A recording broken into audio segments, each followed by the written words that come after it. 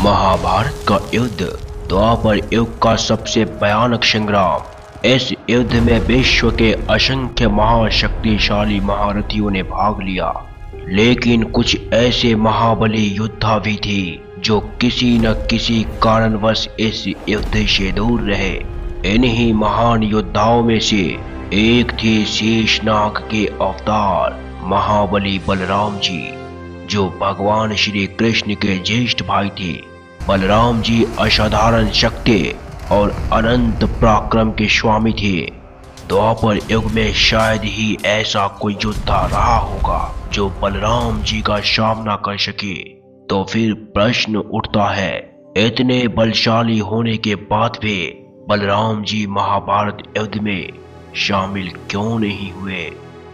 आप देख रहे हैं फाइंडोग्राम, तो आइए जानते हैं इस रहस्य को।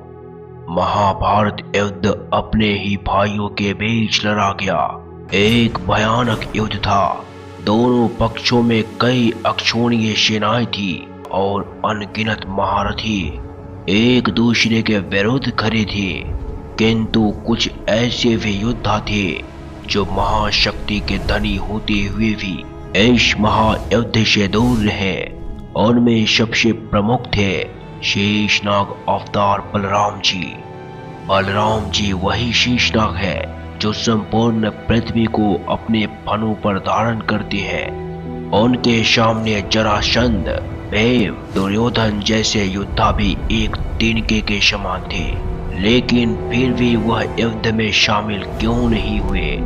बलराम जी ने अपने जीवन में कई भयंकर युद्धों को देखा था। उन्होंने विनाश, पीड़ा और रक्तपात को बहुत करीब से अनुभव किया था। वह जानते थे कि युद्ध का परिणाम केवल विनाश ही होता है, यह किसी के लिए भी हितकारी नहीं होता। उन्होंने महाभारत युद्ध को रोकने के प्रयास भी किए, लेकिन यह युद्ध काल चक्र द्वारा पूर्व निर्धारित था।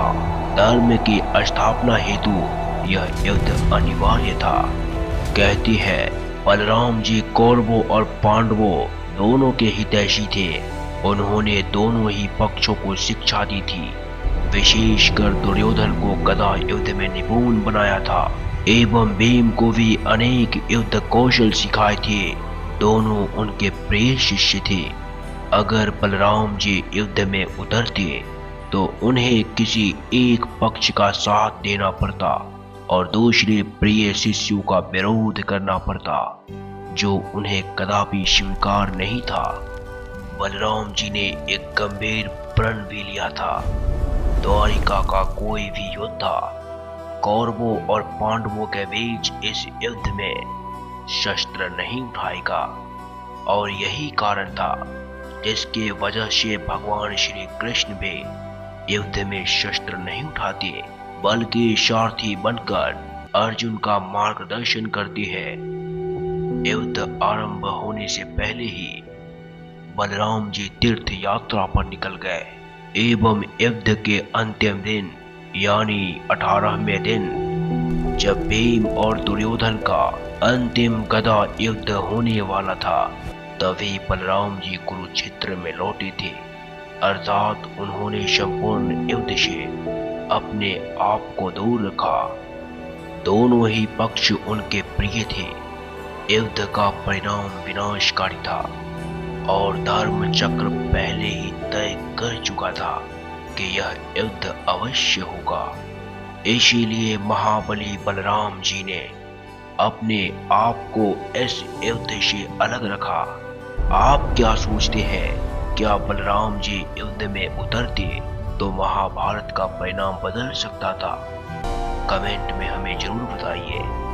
वीडियो यदि आपको अच्छी लगी हो तो एक लाइक करें, चैनल सब्सक्राइब करके वीडियो को शेयर अवश्य करें।